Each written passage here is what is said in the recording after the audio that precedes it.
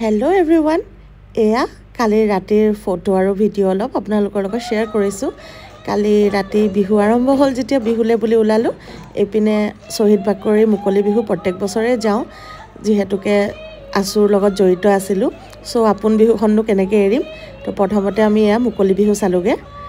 তাৰপিছত আকৌ আমি আমাৰ ইয়াতে হোৱা পল' ফিল্ডত কৃষ্ণমণি নাথ আহিছিলে, তেওঁৰ প্ৰগ্ৰেমো চাবলৈ গ'লোঁ।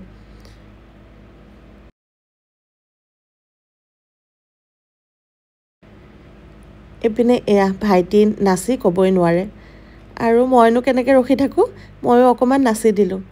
প্ৰগ্ৰেমলৈ হাজবেণ্ড, মই আৰু উৎপল ভাইটি আৰু মৃগাংক ভাইটি গৈছিলে। তো এয়া মইজনী বিহু বলীয়া।